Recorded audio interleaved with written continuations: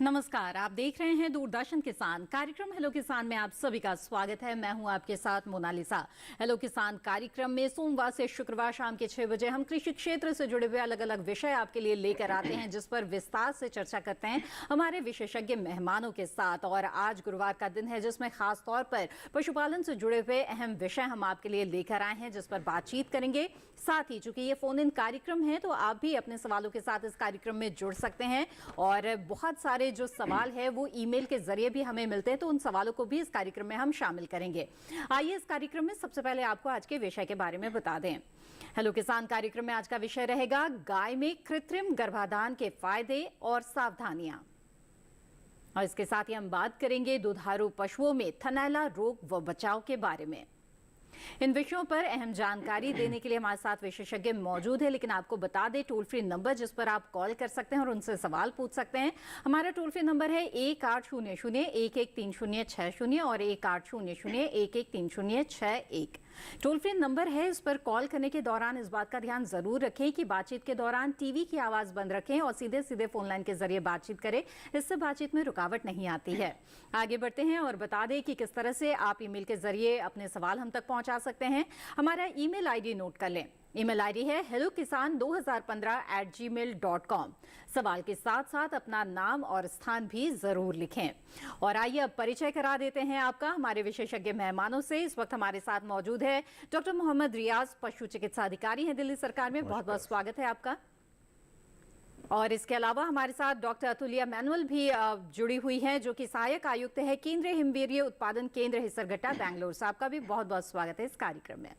आइए बातचीत की शुरुआत करते हैं। और डॉक्टर मैनुअल, सबसे पहले आपका रुख करना चाहूंगी और जो पशु है, गाय है, इनके कृत्रिम गर्भाधान के बारे में जानना चाहेंगे कि क्या महत्व होता है इनका और क्या फायदे होते हैं इसके। जी, मुझे किसान भाइयों से ये कहना है कि कृत्रिम गर्भाधान का बहुत फायदे हैं। ज्यादातर यह नस्ल सुधार के लिए किया जाता है। विदेशी नस्लों के मुकाबले हमारी देशी नस्लों के पशुओं की प्रतिरोधक क्षमता बढ़िया है, तो हम उनकी उत्पादक क्षमता को बढ़ाने के लिए कृत्रिम गर्भाधान किया जाता है। देशी नस्लों के जो पशु है उनको हम कम से कम प्रतिवर्ष 3000 किलो दूध देने वाले देशी सांडों के वीर्यों से इंसेमिनेट करते हैं जी। इसी तरह से हम हमारी देशी पशुओं का और क्रॉस ब्रेड का उत्पादक क्षमता बढ़ाते हैं जी। बिल्कुल, तो उत्पादक क्षमता इससे बढ़ती है। और इसके अलावा और किस तरह से ये कार्य किया जाता है, इसकी क्या सावधानियां बरतनी पड़ती है, इसके बारे में विस्तार से चर्चा करेंगे आगे। आइए उससे पहले नजर डाल लेते हैं इस रिपोर्ट पर।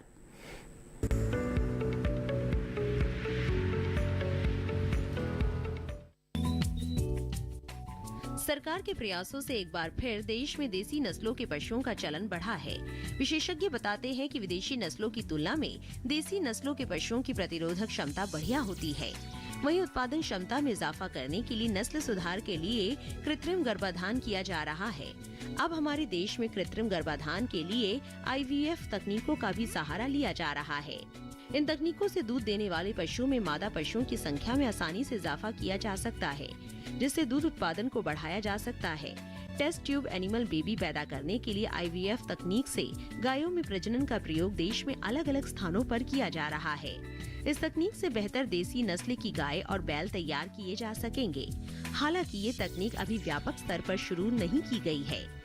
कृत्रिम गर्भाधान के लिए पुरानी विधियों का इस्तेमाल ज्यादा हो रहा है, लेकिन इसके लिए कुछ बातों का ध्यान रखना जरूरी है, जैसे पशु के मध्यकाल का विशेष ख्याल रखें, वीर्य को गर्भाशय द्वार के अंदर छोड़े, कृत्रिम गर्भाधान गन प्रवेश करते समय सावधानी रखें। गर्भाधान के लिए कम से कम 10 से 12 मिलियन सक्रिय शुक्राणु जरूरी। पशुपालक कृत्रिम गर्भाधान संबंधित रिकॉर्ड रखे। साथ ही समय समय पर विशेषज्ञ से सलाह लेते रहे।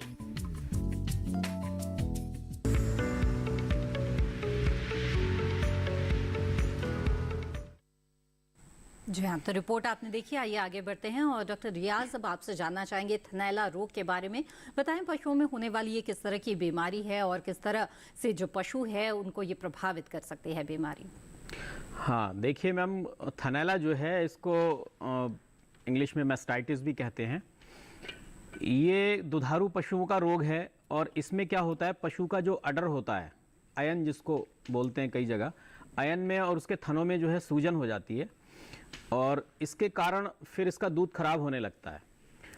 और ये दुधारू पशुओं में या कहें हम डेयरी इंडस्ट्री में इस बीमारी का बहुत अधिक महत्व है, क्योंकि अगर किसी पशु में ये थनैला का बीमारी हो जाती है तो उसकी वजह से उसका दूध खराब हो जाता है, दूध का उत्पादन घट जाता है, दूध में फैट की मात्रा कम हो जाती है, जिसकी वजह से पशुपालक को बहुत अधिक नुकसान होता है।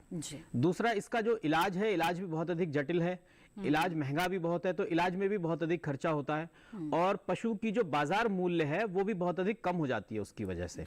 तो दोनों तरफ से पशुपालक को इससे बहुत नुकसान होता है। बिल्कुल। तो ऐसे में बचाव के क्या उपाय हैं और क्या इलाज की व्यवस्था हो सकती है, इसके बारे में विस्तार से जानेंगे आज इस कार्यक्रम में। आइए उससे पहले नजर डाल लेते हैं इस रिपोर्ट पर।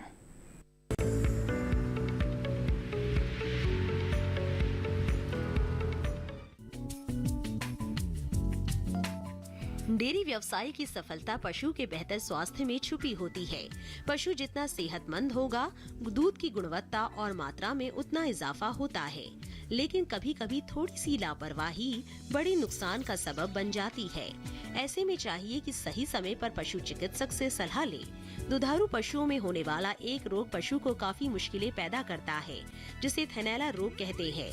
दुधारू पशुओं के थन में सूजन, कड़ापन और दर्द का होना इस रोग के मुख्य लक्षण है, जिसका सीधा असर पशु की सेहत और फिर उत्पादन पर पड़ता है। साथ ही इस रोग में पशु के थन में सूजन आ जाती है, हाथ से छूने में गर्माहट महसूस होती है, उत्पादन में कमी आने लगती है, दूध में थक्के पड़ने लगते हैं, दूध का रंग भी बदल जाता है, दूध में फैट की मात्रा भी कम हो जाती है। ऐसे दूध का इस्तेमाल हमारे लिए नुकसानदायक होता है। अगर ये तमाम लक्षण दिखाई देते हैं तो पशुपालकों को चाहिए कि समय रहते सावधानी बरते। मुख्य रूप से थनैला रोग विषाणु, जीवाणु, माइकोप्लाज्मा व कवक से होता है। संक्रमित पशु के संपर्क में आने, दूध दुहने वाले के गंदे हाथों, पशुओं के गंदे आवाज, खुरदरा फर्श और थन में चोट लगने व संक्रमण होने से भी ये रोग हो सकता है। इससे बचाव के लिए पशु को टीका लगवाए, साथ ही पशु चिकित्सक से संपर्क करे।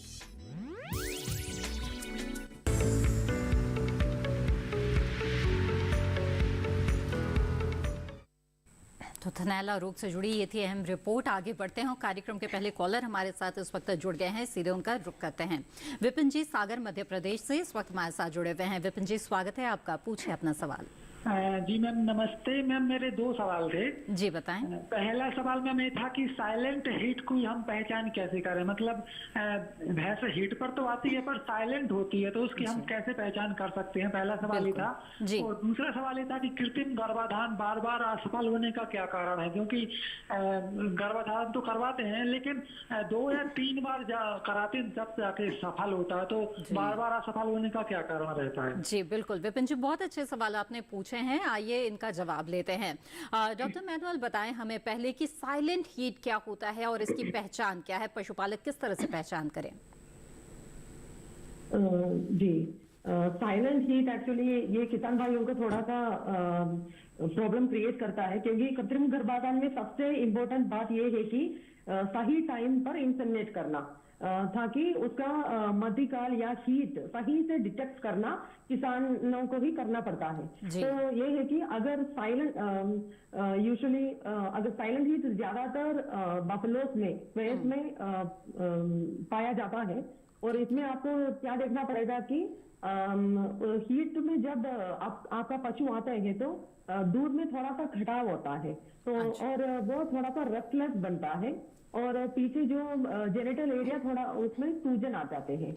अगर ज्यादा प्रोमिनेंट रही है तो भी ये रेस्टलेसनेस और बीच में रंगाना और दूध में खटाव, ये सभी चीजें अगर किसान अच्छे से देखे तो उनको पता चलता है। तो ऐसे आपको वो साइलेंट हीट भी डिटेक्ट करना पड़ेगा। सही से इंसेमिनेट करें तभी ये कृत्रिम गर्भाधान फायदेमंद रहते हैं, मतलब एनिमल कंसीव होता है। तो इसका आपको ये करना है कि अगर आपका पशु सुबह के टाइम में अगर हीट दिखा रहे हैं तो उसी दिन आपको इंसेमिनेट करना है। अगर वो पशु आपको आफ्टरनून में दोपहर के बाद दिखा रहे हैं तो अगले दिन मॉर्निंग में या आफ्टरनून के पहले आपको उसको इंसेमिनेशन के लिए, कृत्रिम गर्भाधान के लिए लेके जाना है। तो इससे ज्यादा हो जाए तो कंसीव होने का चांस कम हो जाता है। तो ये टाइम, जैसे कि हीट दिखा के मिड ईस्टर से लेट तक वो टाइम सबसे सही है, तो वो उस टाइम बहुत कीमती है, उसी टाइम पे इंटरनेट करना पड़ता है। बिल्कुल, तो इसीलिए हीट को पहचानना बेहद ही जरूरी है। दूसरे सवाल का जवाब भी आपसे लेंगे, लेकिन इस बीच हमारे साथ एक और कॉलर जुड़ गए हैं, उनका सवाल ले लेते हैं। पहले नंद स्वरूप मिश्रा जी बाराबंकी उत्तर प्रदेश से हमारे साथ फोन लाइन पर हैं।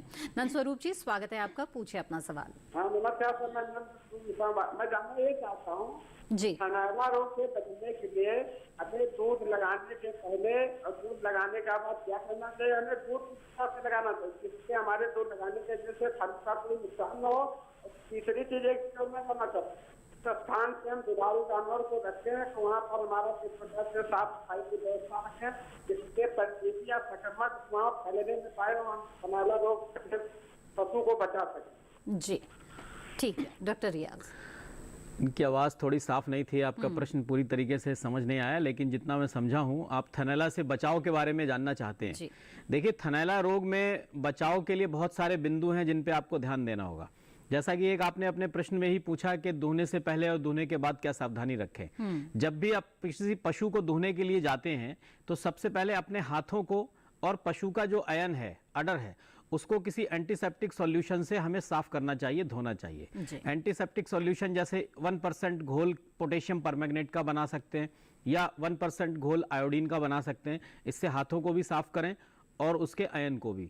तो दूध दुहने से पहले भी और दुहने के बाद में भी अगर आप ऐसा करते हैं तो इससे जो आपके हाथों में संक्रमण है या जो पशु के थन के ऊपर या जो उसके अयन पे जो संक्रमित अगर कुछ है, संक्रमण है, तो वो उससे खत्म हो जाता है, नष्ट हो जाता है और उससे थनैला होने का चांसेस कम हो जाता है। और इसके अलावा भी बहुत सारी सावधानियां हैं। साफ सफाई का विशेष हमें ध्यान रखना चाहिए। पशुशाला में जो नीचे फर्श है उस पर रेगुलर सफाई करते रहें और साफ पानी से पहले उसको धोएं। उसके बाद में उसमें दिन में एक बार 2% फिनाइल के घोल से पोंछा लगाएं या छिड़काव कर दें, तो जिससे कि संक्रमण वहां पर ना हो। और एक तीसरा महत्वपूर्ण बिंदु और ये भी है कि जब आप दूध दूहते हैं तो दूहने की जो आपकी टेक्निक है वो प्रॉपर होनी चाहिए। बहुत सारे लोग अंगूठा लगा के दूध को दूहते हैं जिससे कि उसमें रगड़ से चोट होने का खतरा रहता है। अगर थन में चोट होगी या रगड़ होगी किसी भी कारण से तो उस पशु में थनैला हो सकता है। बिल्कुल, तो ये तमाम सावधानियां बरतनी बेहद जरूरी है पशुपालकों को। आइए आगे बढ़ते हैं और डॉक्टर मैनुअल आपका रुख करना चाहूंगी। और जैसा कि हमारे पहले कॉलर ने सवाल पूछा था उसका जवाब कृपया बताएं कि ये जो कृत्रिम गर्भाधान है वो कई बार करने के बाद भी असफल हो जाता है, इसकी क्या वजह होती है? जैसे कि मैंने पहले भी बताया, कृत्रिम गर्भाधान करने का वो समय सबसे महत्वपूर्ण है जी। तो किसान को वो सही समय पर करे, क्योंकि स्ट्रेस पीरियड तो 48 आवर्स का होता है। इसको जब पशु अपना हीट में आए तब से लेके 48 आवर्स। वैसे तो हमें अगर पशु ने सुबह के टाइम में ये हीट दिखाना शुरू किया तो उसी दिन हमें इंसेमिनेट करने के लिए लेके जाना है। अगर हम अगले दिन तक जा रहे हैं तो हम लेट हो गए, तो वो टाइमिंग बहुत जरूरी है इस मामले में। तो और वैसे ही आफ्टरनून में अगर दिखा रहे तो अगले दिन मॉर्निंग में या 3 बजे के पहले हमें कृत्रिम गर्भाधान करना ही चाहिए, नहीं तो वो कंसीव होने का चांसेस कम होता है। बिल्कुल ठीक है। डॉक्टर मैनुअल दोबारा आपका रुख करेंगे और भी जानकारी लेंगे, लेकिन इस बीच हमारे साथ कॉलर जुड़ गए हैं, उनका सवाल यहाँ पर ले लेते हैं। नीतीश कुमार जी मधुबनी बिहार से इस वक्त हमारे साथ जुड़े हुए हैं। जी स्वागत है आपका, पूछे अपना सवाल। मेरा सवाल ये है कि मेरे गाय को 3-4 बार सीमन पड़ चुका है, फिर उसके बाद हम सफाई भी करवा दिए। ठीक, हाँ, तो उसके बाद सफाई करवा दिए फिर भी सीमन दिलवाए ना, मतलब उस बार 2 सीमन दिलवाए थे क्योंकि ज्यादा ही मतलब नहीं होता, हीट था ज्यादा, तो मतलब एक जल गया था जो बोल रहे थे, तो दूसरा भी दिलवाए फिर भी बच्चा नहीं हुआ। फिर उसके बाद भी दिलवाए तो फिर भी नहीं हुआ। मतलब 3-4 बार दिलवा, मतलब 5-6 बार दिलवा चुके फिर भी बच्चा नहीं हुआ है। जी, तो ये सफलता नहीं मिल पा रही है। डॉक्टर मैनुअल क्या वजह हो सकती है?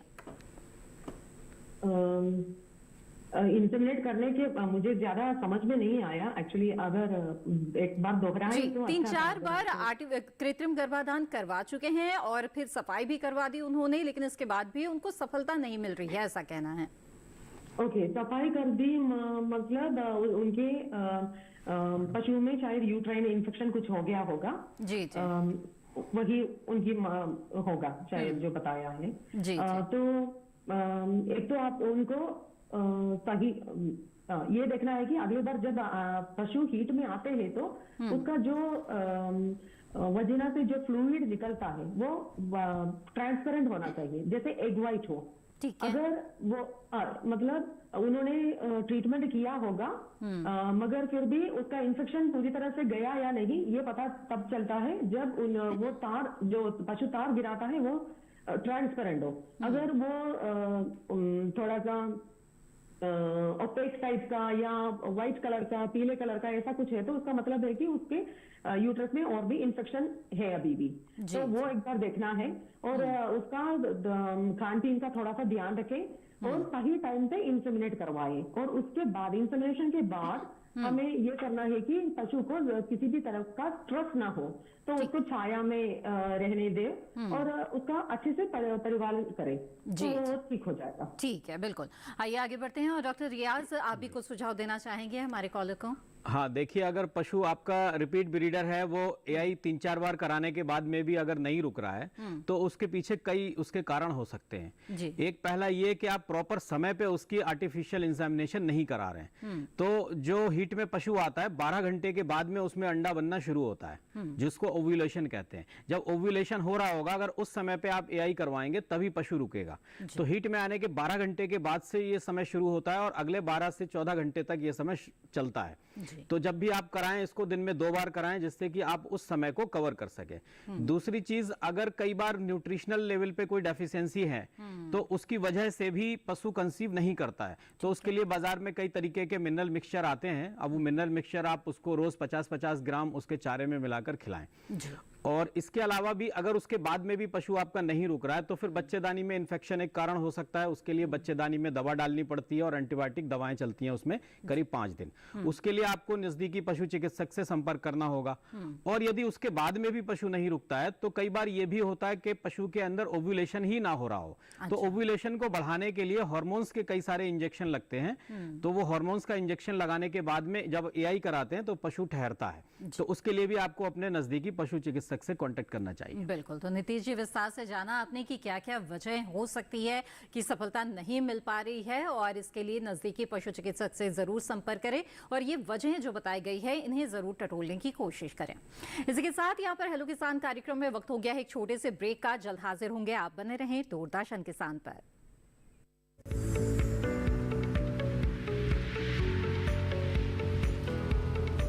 अरे भाई, सुना नहीं क्या?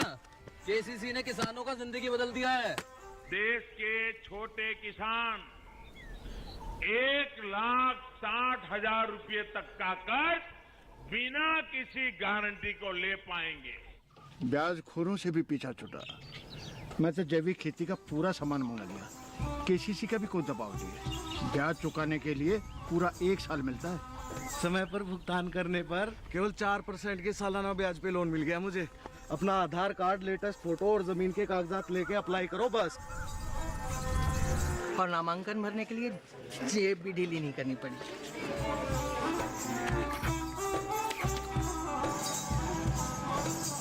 चाचा, उधार चुकाने के 24 घंटे के बाद उतने ही पैसे वापस निकाल सकते हैं। केसीसी ने किसानों की जिंदगी वाकई बदल दी है। तो आप भी किसान क्रेडिट कार्ड अपनाएं और सहजता से ऋण पाएं।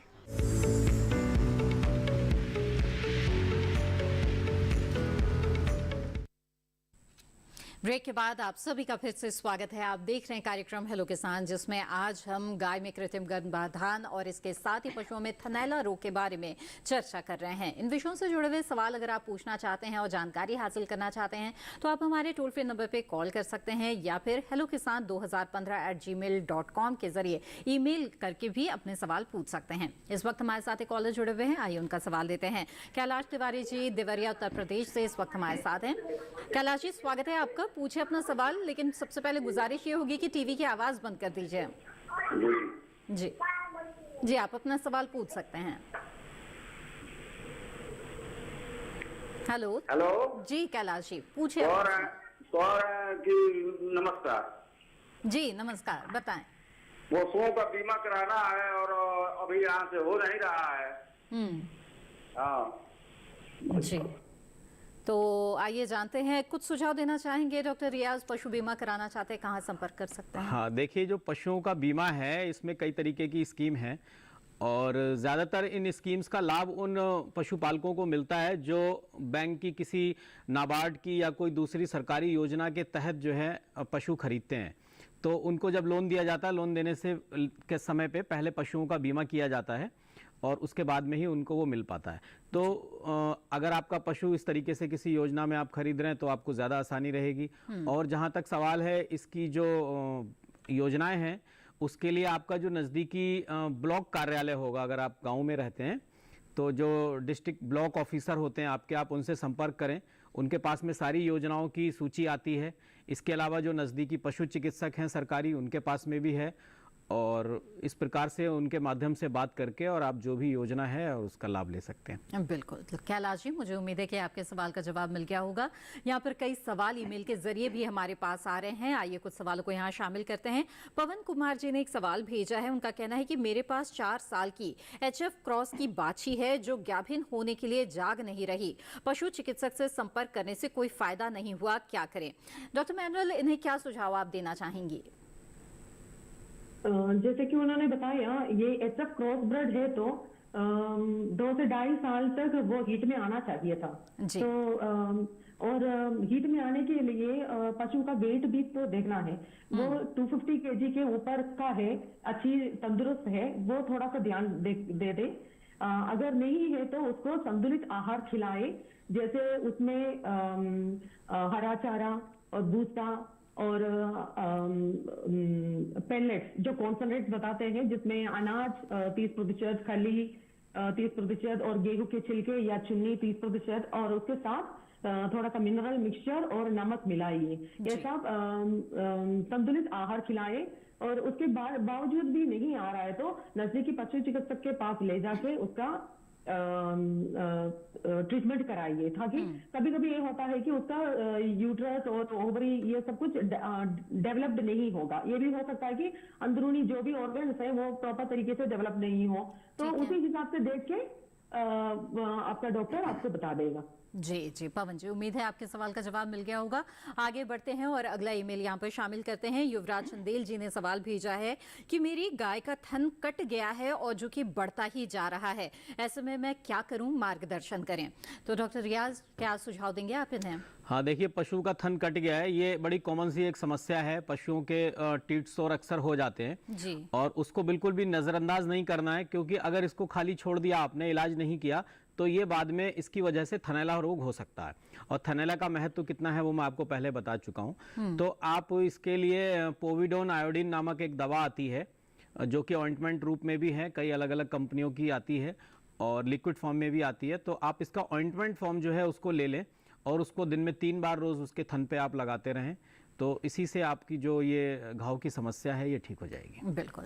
और इसके साथ ही डॉक्टर रियाज, आपने बताया कि अगर थनैला रोग हो तो किस तरह की सावधानियां बरतनी चाहिए दूध दूहने से पहले और बाद में भी, लेकिन उससे पहले भी ज़रूरी ये है कि उसके जो लक्षण है या जो रोग है इसकी पहचान हो। तो ऐसे में बताएं कि जो हमारे पशुपालक है वो किस तरह से पहचान कर सकते हैं थनैला रोग की? हाँ, देखिए, थनैला रोग जो है इसमें बहुत आसानी से किसान भी बीमारी को पहचान सकते हैं, इसमें कोई ज़्यादा मुश्किल नहीं है। पशु को जिसको थनैला रोग होता है उसमें 2 तरीके से लक्षण मिलते हैं देखने को। एक तो अति तीव्र जो एक्यूट फॉर्म होती है, दूसरा क्रोनिक जो दीर्घकालिक फॉर्म होती है। एक्यूट फॉर्म में क्या होता है, पशु को बुखार आएगा सबसे पहले और उसकी भूख कम हो जाएगी, पशु चारा खाना कम कर देगा। उसके बाद में पशु का जो अयन है, अडर है, उसमें सूजन हो जाएगी और छूने पे उसमें दर्द होगा। और इसके साथ ही पशु का जो दूध होगा वो हल्के पीले रंग का हो जाता है, कई बार ब्राउन रंग का भी हो जाता है। और शुरुआत में पशु के दूध में कुछ फाइबर जैसे, कुछ धागे जैसे, कुछ क्लॉट जैसे हमें दिखाई देते हैं। उसके बाद में जब ये और बढ़ता है तो पशु का दूध जो है वो फटना शुरू हो जाता है, बिल्कुल फटा फटा जैसा ही निकलता है दूहने पे। तो ये एक्यूट फॉर्म के लक्षण हैं जिनसे आप पहचान सकते हैं कि इसको थनैला रोग हुआ है। बिल्कुल। आइए अब आगे हम बचाव और उपचार के बारे में भी बातचीत करेंगे, लेकिन इस बीच हमारे साथ एक कॉलर जुड़ गए हैं तो उनका सवाल शामिल कर लेते हैं। विवेकानंद जी इस वक्त हमारे साथ बिहार से फोन लाइन पर जुड़े हुए हैं। विवेकानंद जी, स्वागत है आपका, पूछे अपना सवाल। सवाल ये है, जो मेरी गाय 2 साल करीब हो गया बच्चा दिए हुए, जी विवेकानंद जी, आपकी आवाज हमें साफ साफ नहीं मिल पा रही है, ऐसे में आपकी बात समझने में दिक्कत हो रही है। एक बार फिर से अपना सवाल कृपया दोहरा दीजिए। मेरी गाय 2 साल हो गए है बच्चा दिए हुए, हिट में नहीं आ रहा है। अच्छा, और वो अपना मूत्र नहीं पीता। ठीक है, डॉक्टर मैनुअल बताएं क्या करें। मैडम एक बार दोहराए तो अच्छा 2 साल हो गए हैं बच्चा दिए हुए और पशु हीट में नहीं आ रहा है, तो ऐसे में क्या उपाय करें? ओके ओके, एक बार गाभिन हो चुका है, उसके बाद हीट में नहीं आ रहा है जी, तो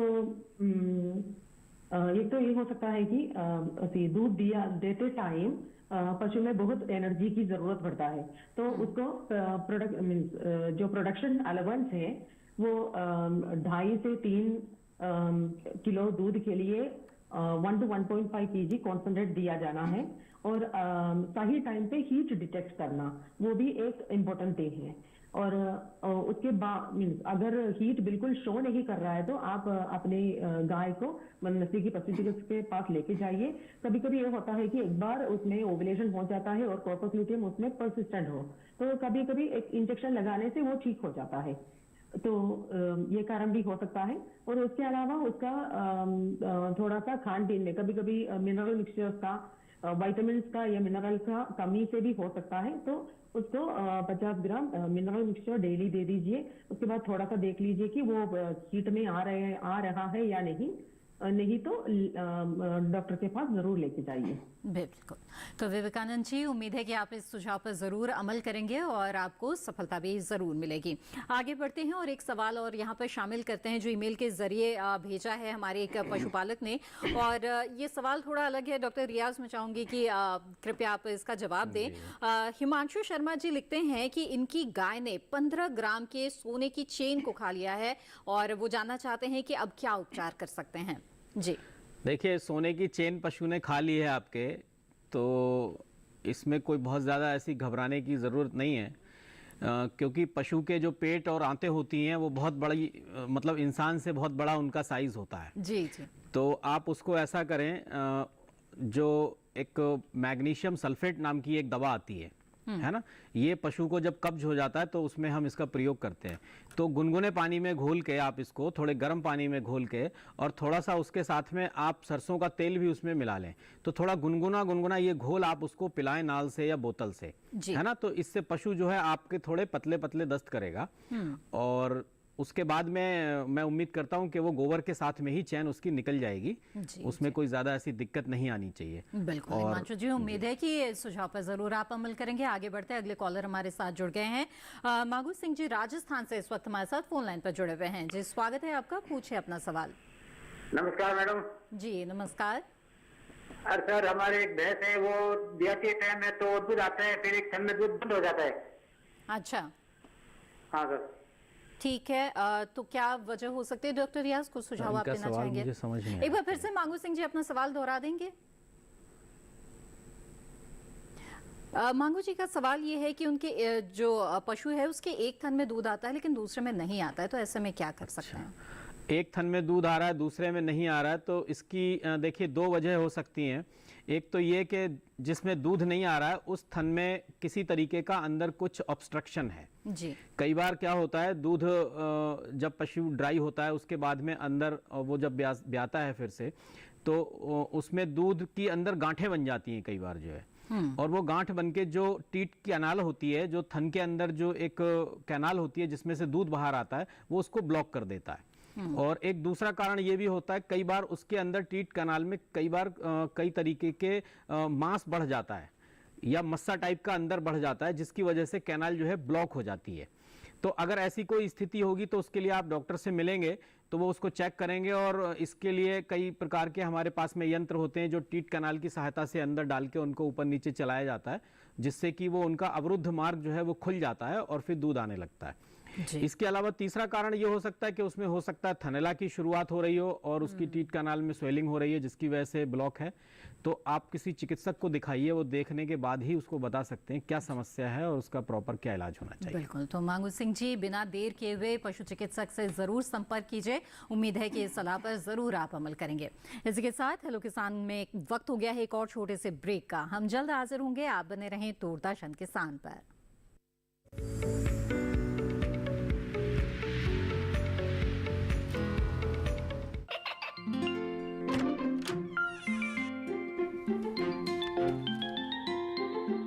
ये क्या हो रहा है?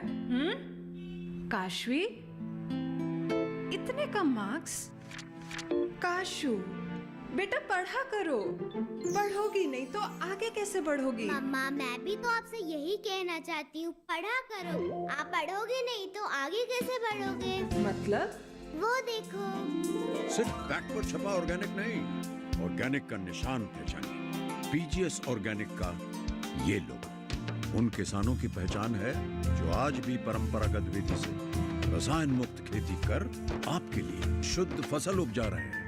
अब समझे मम्मा, अगर मैं प्योर ऑर्गेनिक फूड नहीं खाऊंगी तो अच्छे मार्क्स कहाँ से लाऊंगी? अच्छा बच्चों, जैविक खेती की इस मुहिम को आगे बढ़ाइए, शुद्ध ऑर्गेनिक अपनाइए।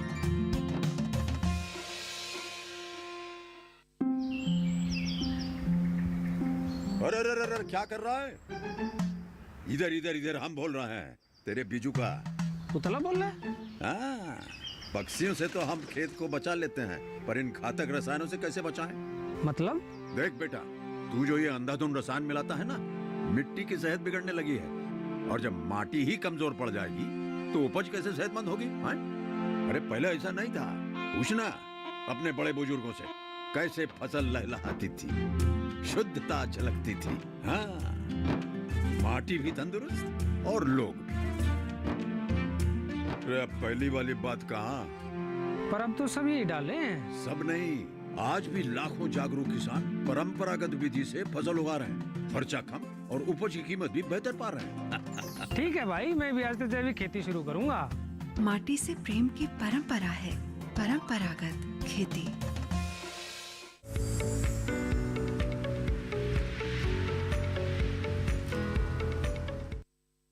ब्रेक के बाद आप सभी का फिर से स्वागत है। आप देख रहे हैं कार्यक्रम हेलो किसान। इस कार्यक्रम में आज हम पशुओं में कृत्रिम गर्भाधान और इसके साथ ही दुधारू पशुओं में थनैला रोग के बारे में चर्चा कर रहे हैं। इन विषयों से जुड़े हुए सवाल पूछना चाहते हैं तो आप हमारे टोल फ्री नंबर पे कॉल कर सकते हैं। इसके अलावा आप ईमेल के जरिए भी अपने सवाल हमें भेज सकते हैं। हमारा ईमेल आईडी है hellokisan2015@gmail.com।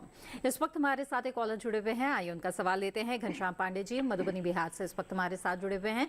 घनश्याम जी स्वागत है आपका, पूछे अपना सवाल। ये फ्रीजियन नस्ल की गाय है मैडम, और 1 महीना पहले बच्चा दिया और बच्चा देने के तीसरे रोज बैठने के बाद उठने का प्रयास तो दवा दारू सब बहुत किए हैं, लेकिन उठ नहीं रहा। उसका पीछे का दहिना चूल्हा जैसे लग रहा है जो छूटा हुआ है। घनश्याम जी आपकी आवाज साफ साफ नहीं मिल पा रही है। 3 महीने पहले बच्चा दिया है? 1.5 महीने पहले। अच्छा ठीक है।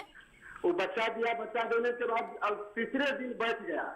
अच्छा, बैठने के बाद उठने का प्रयास किया, दवा दारू बहुत किए, लेकिन उसके बाद उठ नहीं रहा। उसका चूल्हा जैसे पीछे का दहिने साइड का छूटा हुआ है। जी, तो डॉक्टर मैनुअल बताएं क्या वजह हो सकती है और क्या किया जा सकता है ऐसे में? मैम, उसके पशुओं ने 2 महीने पहले बच्चा दिया और बैठ गया है, उसके बाद से बैठ गया है। जी ठीक है, ये इस बारे में बातचीत को आगे बढ़ाते हैं। और डॉक्टर रियाज, मैं आपसे मुखातिब होना चाहूंगी इस बीच, अगर आप कुछ सुझाव देना चाहें तो कृपया बताएं। देखिए, बच्चा देने के बाद में बच्चा बैठ गया है, इसके 2-3 कारण हो सकते हैं। एक तो ये कि ब्याने के बाद में बच्चा बहुत कमजोर है अगर, और उसके अंदर ऑलरेडी बहुत सारी न्यूट्रिशनल डेफिशिएंसी है, तो उसकी कमजोरी की वजह से उसकी जो नर्व्स हैं, लिगामेंट्स हैं, मसल्स हैं, वो कमजोर हो सकती हैं। वो एक रीजन हो सकता है। दूसरा, बच्चा किस तरीके से पैदा हुआ, नॉर्मली हुआ तो या खींचना, कई बार खींचना पड़ जाता है, फंसते हैं। तो ऐसी कोई स्थिति थी, अगर आपने कुछ खींच के निकाला है उसको, तो उस कंडीशन में कोई मस्कुलर टियर हो सकता है या लिगामेंट इंजरी हो सकती है।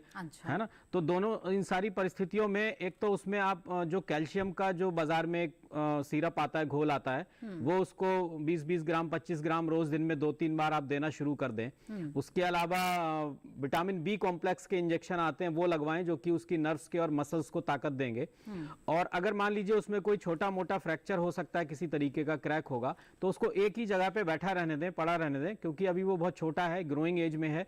कैल्शियम और ये विटामिन सारे उसको मिलेंगे तो उसकी हड्डी जो है वो स्वतः अपने आप जुड़ जाएगी 20-25 दिन में, और मेरे ख्याल से वो ठीक होके चलने लगेगा अपने पैरों पे। बिल्कुल घनश्याम जी, उम्मीद है इन सुझाव पर जरूर आप अमल करेंगे। आगे बढ़ते हैं यहाँ पर। इस वक्त हमारे साथ अगले कॉलर जुड़ गए हैं सतीश जी करनाल हरियाणा से। आइए उनसे बात करते हैं। सतीश जी, स्वागत है आपका, पूछे अपना सवाल। मेरी गाय 1 साल हो गई ब्याई। 1 साल से ब्याई नहीं है गाय, ये कहना चाह रहे हैं आप? मैंने ब्याह लिया 1 साल से। ठीक है, 1 साल पहले भी तो जितना वो अब तक मैं 2-3 बार कोई नहीं टिक्का भी लगवा दिया, वो ब्याह बार भी लगवाया तो इतने बार खाली दे दिया। जी डॉक्टर रियाज, आप अगर समझ पाए। इनकी आवाज थोड़ी सी क्लियर नहीं है, मैं समझ पा रहा हूँ। 1 साल पहले इनकी गाय ब्याई थी और उसके बाद में फिर इन्होंने दोबारा से उसको गर्भाधान कराया, जो कि रुकी नहीं है।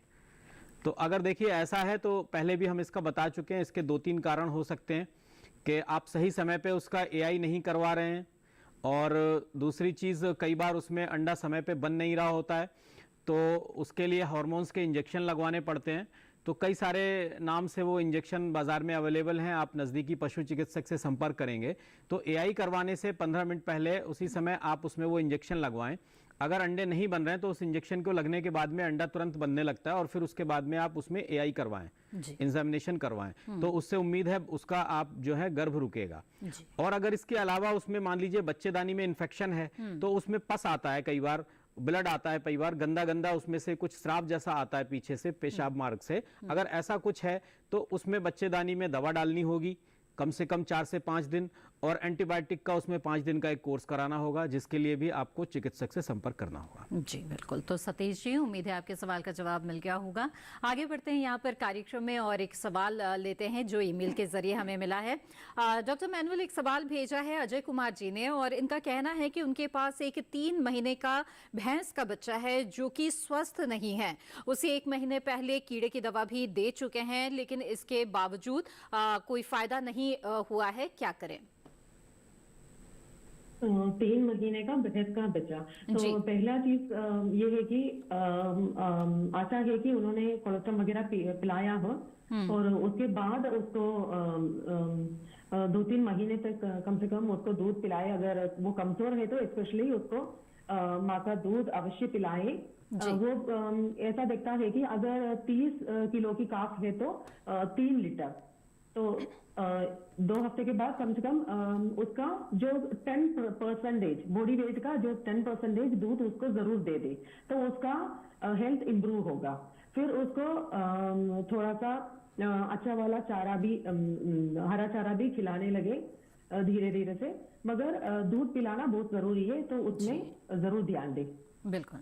आइए अब आगे बढ़ते हैं। यहाँ पर इस वक्त हमारे साथ एक कॉलर जुड़ गए हैं, उनका सवाल यहाँ लेते हैं। विक्रम कुमार जी यमुनानगर हरियाणा से इस वक्त हमारे साथ जुड़े हुए हैं। विक्रम जी, स्वागत है आपका, बताइए क्या जानना चाहते हैं? नमस्कार डॉक्टर साहब। नमस्कार जी। जी हमारी ये 3 साल की कटड़ी है जी, ठीक है, में नहीं आ रही जी। अच्छा जी। तो डॉक्टर मैनुअल, क्या सुझाव देंगी आप इन्हें? हीट में नहीं आने की समस्या आ रही है।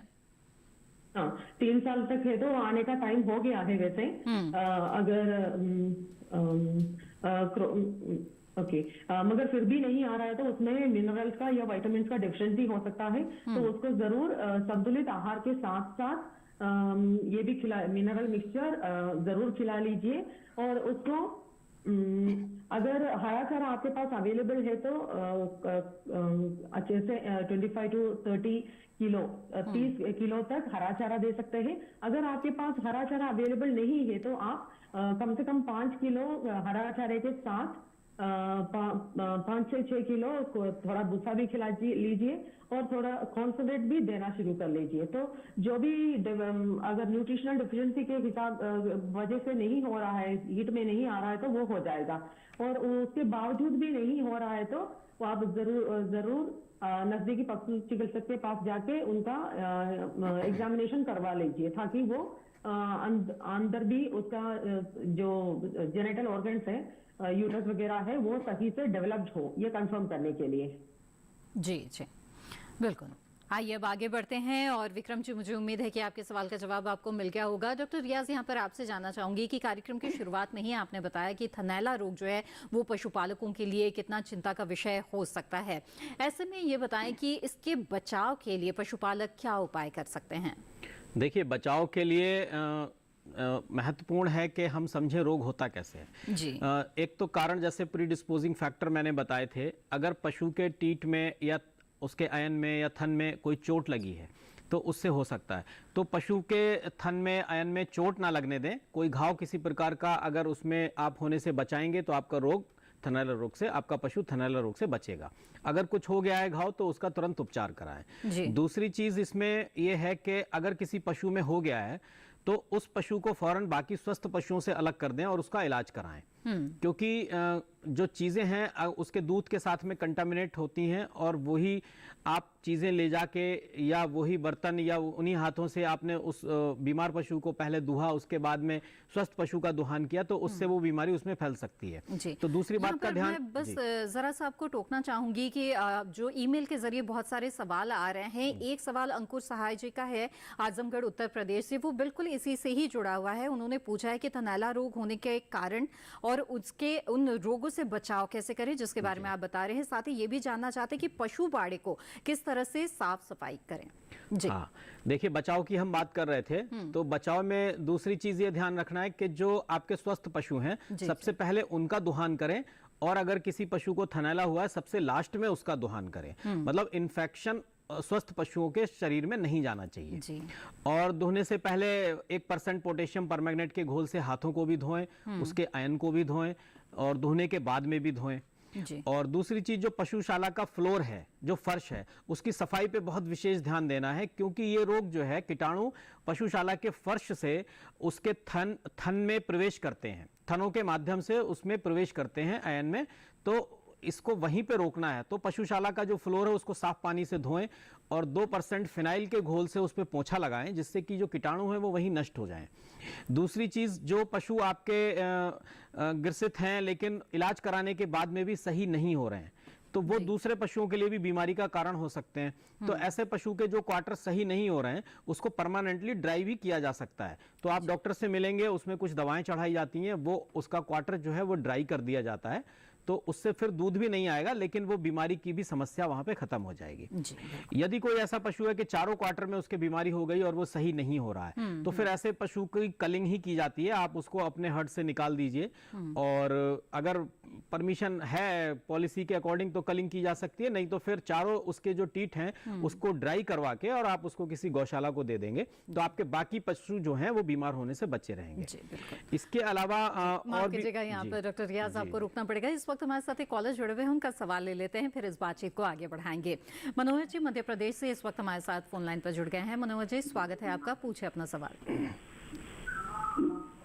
मैडम, मैं ये बोल रहा था कि अपनी 3 महीने पहले दूसरी गौवा लाई है जी, तो 3 महीने पहले गौवा लाई तो वो सुबह पेट में से उसकी पॉलिथीन की पन्नी निकलती, 20-25 पन्नी निकल चुकी है, और वो एक ही टाइम दूध देती है, अभी दूध भी नहीं मिली है, तो पन्नी मतलब उसकी पेट में और होंगे तो कैसे निकल जाएंगे जी पॉलिथीन की?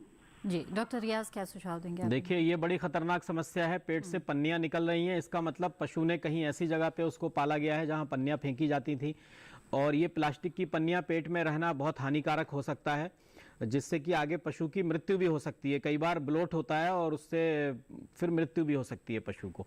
तो इसको समय पे निकालना आवश्यक है। इसके लिए आप जो परगेटिव दवाएं आती हैं, जैसे मैग्नीशियम सल्फेट का घोल मैंने बताया, गर्म पानी में मिला के, करीब 1 मुट्ठी मैग्नीशियम सल्फेट गर्म पानी में मिला के और थोड़ा सरसों का तेल मिला के आप उसको रोज पिलाएं, जिससे कि पेट उसका थोड़ा पतला आएगा, दस्त थोड़ा उसको पतला आएगा, और उसके साथ में वो पन्नियां भी धीरे धीरे निकल सकती हैं। तो आप इसको आजमाएं और मुझे उम्मीद है इससे आराम होगा। बिल्कुल मनोहर जी, उम्मीद है कि आप इस सुझाव पर जरूर अमल करेंगे। और आगे बढ़ते हैं यहाँ पर, और बातचीत हमारी जारी रहेगी। साथ ही आप भी अपने सवाल ईमेल के जरिए या फिर अलग अलग सोशल मीडिया के प्लेटफॉर्म्स के जरिए भी हम तक पहुंचाते रहें, जिन्हें हम इस कार्यक्रम में जरूर शामिल करेंगे, लेकिन फिलहाल वक्त हो गया है एक छोटे से ब्रेक का। आप बने रहें दूरदर्शन किसान पर।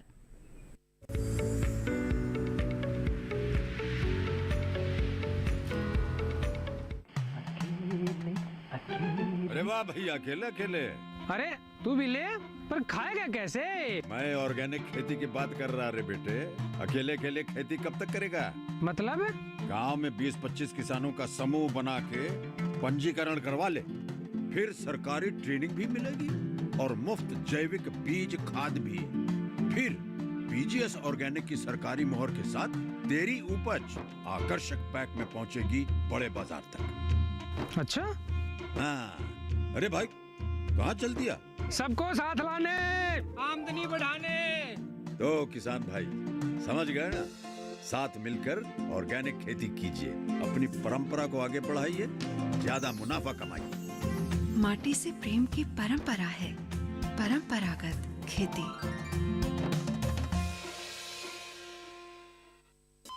अरे सुन तो। मुझे क्या सुनाना चाहते हो? जो सुनाओ मेरी सौतन को। किसको? अरे वही तुम्हारा मोबाइल फोन जिससे सुबह शाम दिन रात चिपके रहते थे और कहते थे किसान कॉल सेंटर से बातें हो रही हैं। अच्छा ये बात है। हाँ, क्यों? क्या हुआ? अब बात नहीं होती क्या? अब तो झट से बात हो जाती है। ऐसा क्या? हाँ, अब तो ज्यादा लाइनें और खास तकनीक के कारण खेती के माहिरों से तुरंत बात हो जाती है। और अगर कभी लाइन व्यस्त हो तो अपनी समस्या फोन पर रिकॉर्ड करा दो, वहाँ से फोन आ जाता है और समस्या की हल का मैसेज भी आ जाता है। ये देखो आ गया। अरे वाह, इसका मतलब इंतजार की घड़ी अब खत्म। हाँ। तभी मैं सोचूं कि आजकल मुझ पर इतना प्यार क्यों आ रहा है। कृषि संबंधी समस्याओं का अपनी भाषा में तुरंत हल पाने के लिए पूरे भारत में किसी भी फोन से हेल्पलाइन नंबर पर संपर्क करें। किसानों का दोस्त किसान कॉल सेंटर।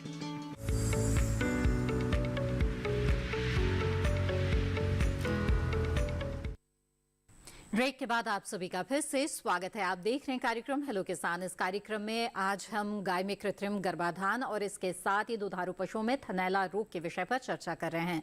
इन विषयों से जुड़े हुए सवाल आप पूछ सकते हैं। आप हमारे टोल फ्री नंबर पर कॉल कर सकते हैं या फिर ईमेल के जरिए भी अपने सवाल हम तक पहुंचा सकते हैं। ईमेल आईडी है hellokisan2015@gmail.com।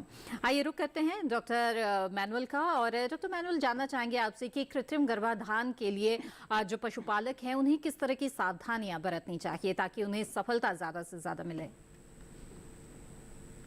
कृत्रिम गर्भाधान करते समय सबसे जरूरी है कि उसका सही हीट का टाइम देके इंसेमिनेट करना।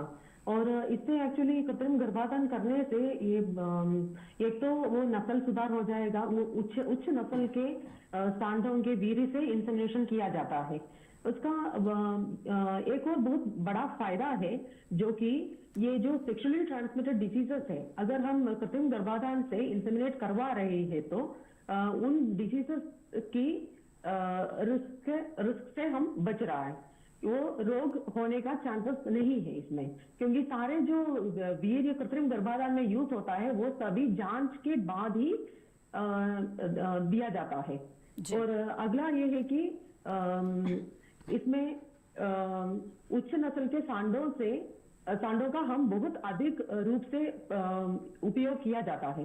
जैसे कि अगर किसानों को सांड पालना है तो उसमें बहुत सारे खर्चा इन्वॉल्व है और उसका जो मेल एनिमल है तो उससे जुड़ा हुआ सेफ्टी इश्यूज, और जो नेचुरल तरीके से जब उसका प्रजनन किया जाता है तो मेल एनिमल और फीमेल एनिमल उसमें थोड़ा सा शारीरिक घटना में और साइज में भी डिफरेंस है, उसी की वजह से चोट लग सकता है। तो इन सारे प्रॉब्लम्स को हम इसके द्वारा अवॉइड कर सकता है। और संक्रामक रोगों से, स्पेशली सेक्सुअली ट्रांसमिटेड संक्रामक रोगों से बचाव मिलता है। यही है सबसे इम्पोर्टेंट चीज उसमें। और ध्यान ये रखना है कि उसका सही टाइम पे इंसेमिनेट करें और उसके बाद स्ट्रेस से अपने पशु को बचाया जाए। जी जी बिल्कुल। आइए अब आगे बढ़ते हैं इस कार्यक्रम में और कुछ सवाल यहाँ पर शामिल करते हैं। एक सवाल भेजा है इंदर सिंह जी ने और इनका कहना है कि मेरी बकरी जब प्रसव करती है तब उसका अयन बहुत बड़ा हो जाता है, सूज जाता है और दूध भी नहीं आता है, तो कृपया मुझे सुझाव दें कि क्या करें। जी डॉक्टर रियाज। बकरी जब प्रसव करती है तब अयन का साइज बड़ा हो जाता है। देखिए, ये तो एक नेचुरल सी प्रक्रिया है। बकरी या कोई भी पशु जो है दूध देने वाला जो है, जब वो प्रसव के समय पे होगा, जब बच्चे का जन्म होता है, तो उस समय उसका जो अयन होता है उसमें सूजन हो ही जाती है जी। एक ये नेचुरल सी प्रक्रिया है। और बच्चा होने के बाद में फिर 4 से 6 दिन के बाद में फिर वो पशु जो है अपनी जेल वगैरह गिरा देता है और पीछे से छटाव वगैरह थोड़ा करता है। उसके बाद में धीरे धीरे फिर वो उसका साइज वगैरह नॉर्मल हो जाता है। तो ये एक नेचुरल प्रक्रिया है। लेकिन यदि ब्याने के बाद में भी और कुछ समय के बाद में भी वो उसमें सूजन सी जैसा लगता है बनी रहती है, तो इसके लिए, और अगर वो छूने में गर्म है, तो उसकी ठंडे पानी से या बर्फ से आप सिकाई कर सकते हैं, उससे आपको काफ़ी लाभ होगा। इसके अलावा बाज़ार में कई प्रकार के ट्यूब भी ऑइंटमेंट आते हैं जो कि इसमें यूज़ कर सकते हैं। उसके लिए आप किसी नज़दीकी चिकित्सक से संपर्क करेंगे तो वो आपको प्रिस्क्राइब कर देंगे। बिल्कुल। आइए अब आगे बढ़ते हैं। और डॉक्टर मैनुअल, अगर कृत्रिम गर्भाधान कराना चाहते हैं पशुपालक, तो उन्हें क्या करना चाहिए, कहाँ संपर्क करना चाहिए, क्या सुझाव आप उन्हें देना चाहेंगे? कृत्रिम गर्भाधान आजकल तो सारे वेटनरी हॉस्पिटल्स में अवेलेबल है, और अगर आपको आपके घर पर आके करवाना है तो वो भी आजकल संभव है। इसके अलावा मैं कुछ और बात भी इंफॉर्मेशन भी देना चाहती हूँ। आजकल कुछ स्टेट्स में सेक्स-डॉटेड सेमेन टेक्नोलॉजी का भी इंट्रोडक्शन किया है, जैसे कि उसकी तरफ से ये है कि अगर आपने इंसेमिनेट किया तो अगर आपको सिर्फ फीमेल का काफी चाहिए, मेल का की जरूरत नहीं है, तो आप उस तरफ से भी करवाया जा सकता है। आजकल तो अभी उत्तराखंड स्टेट में वो अवेलेबल है, और बेफ और ABS जैसे महाराष्ट्र में वो अवेलेबल है, और हमारी केंद्र सरकार बहुत सारे जगहों पे इस नए टेक्नोलॉजी को लेके आ रहा है। तो आप किसान भाइयों को इसका भी उपयोग करना चाहिए जी। और सही जगह सारे हॉस्पिटल्स में आजकल अवेलेबल है, और उसके अलावा यही सेंटर्स भी हैं सेपरेटली, तो वो लोग आपके घर पे आके भी करता है। जी जी, बिल्कुल। डॉक्टर मैनुअल, आप लगातार हमारे साथ जुड़ी रही हैं और बहुत ही अच्छी जानकारियां आपने दी। आपका बहुत बहुत धन्यवाद हमारे साथ जुड़ने के लिए। आइए अब आगे बढ़ते हैं कार्यक्रम में, और कुछ सवाल यहाँ पर शामिल कर लेते हैं। डॉक्टर रियाज, कुछ छोटे छोटे सवाल हैं जो ईमेल के जरिए हमें मिले हैं, इन्हें हम शामिल करते हैं। संदीप बांगड़ जी ने सवाल पूछा है कि पशुओं को खनिज लवण और कैल्शियम देने के लिए क्या करें? देखिए, खनिज लवण और कैल्शियम देने के लिए वैसे तो बाज़ार में कई सारे मिनरल मिक्सचर के पाउडर अवेलेबल हैं। आप कोई सा भी खरीद लें जो आपको सस्ता पड़े, उसको आप रोज़ 50 ग्राम उसको दिन में 2 बार सुबह शाम दें। इसके अलावा कैल्शियम के लिए आप जो है ये जो खड़िया मिट्टी आती थी या जो टूटी हुई चौक वगैरह होती हैं, गाँवों में कई बार लोग इसका भी प्रयोग करते हैं। इसमें भी काफ़ी मात्रा में कैल्शियम होता है, तो इसकी थोड़ी सी मात्रा को उसके दलिए वगैरह के साथ में रात को भिगो के रख दिया जाता है और उसके साथ मिला के वो दिया जा सकता है। जी, एक सवाल और लेते हैं जो कि सत्यनारायण जी ने भेजा है उत्तर प्रदेश से। इनका सवाल ये है कि हमारे पशुओं को चीचड़ और जू की समस्या हो रही है, कृपया बताएं कैसे नियंत्रित करें? देखिए, चीचड़ या जू ये एक्टोपैरासाइट्स की एक प्रॉब्लम है और इससे बहुत सारी दूसरी समस्याएं भी जन्म लेती हैं। पशु के दूध का उत्पादन भी घट जाता है। इसको हटाना बहुत आवश्यक है। इसके लिए साइपरमेथ्रिन, डेल्टामेथ्रिन नाम से कई दवाएं बाजार में मिलती हैं, जिसका 3 ml दवा को 1 लीटर पानी में घोल के पशु के शरीर पे यदि लगाया जाए तो उससे ये टिक्स वगैरह जो हैं, चीचड़ जो हैं, ये सारे मर जाते हैं। लेकिन ये दवाएं थोड़ी जहरीली होती हैं, इसलिए इनका प्रयोग बहुत सावधानी से करना है और बच्चों की पहुँच से हमेशा इनको दूर रखना चाहिए। आगे बढ़ते हैं। अगला सवाल भेजा है अभिषेक जी ने खुर्दा से, और इनका सवाल ये है कि पशु के पेट के अंदर वाले परजीवियों को खत्म करने के क्या उपाय हैं? पशु के जो इंटरनल पैरासाइट्स होते हैं, ये भी बहुत सारी बीमारियों का कारण बनते हैं, तनाव का कारण बनते हैं, जिससे आगे चल के पशु की इम्यूनिटी कम होती है और बहुत सारी बीमारियां होने का खतरा रहता है। इसके लिए बाजार में अल्बेंडाजोल, फेनबेंडाजोल नाम से कई सारी और भी दवाएं बाजार में मिलती हैं। आप उसकी फेनबेंडाजोल 1500 mg की गोली देनी होती है। अगर अल्बेंडाजोल दे रहे हैं तो 3 ग्राम की गोली देनी होती है। बाकी नज़दीकी चिकित्सक से आप संपर्क करके, लेकिन ये प्रेग्नेंट को नहीं देना चाहिए, उससे थोड़ी हानि हो सकती है। इसकी एक खुराक उसको 3-4 महीने में एक बार अवश्य खिला दें। बिल्कुल। अगला सवाल है अजय कुमार जी का, मुजफ्फरपुर बिहार से। जानना चाहते हैं कि गाय और भैंस की कौन सी नस्ल यहाँ के लिए ठीक रहेगी जो अधिक दूध उत्पादन दे?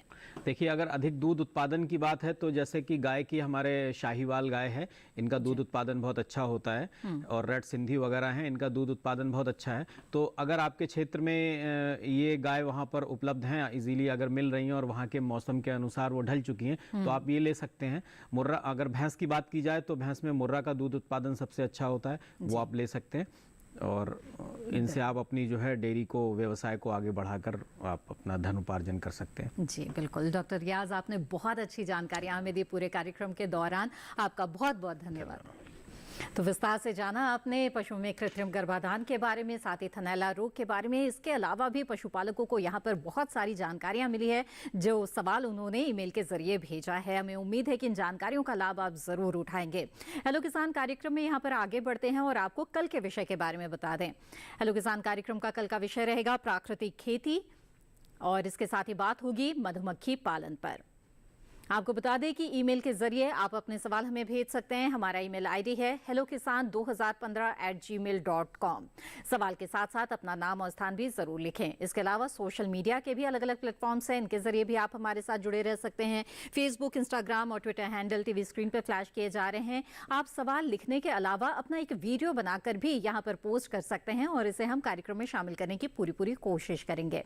आगे बढ़ते हैं, बता दें आपको दूरदर्शन किसान की कॉल सेंटर नंबर पर भी आप कॉल कर सकते हैं, अपना सवाल दर्ज करा सकते हैं।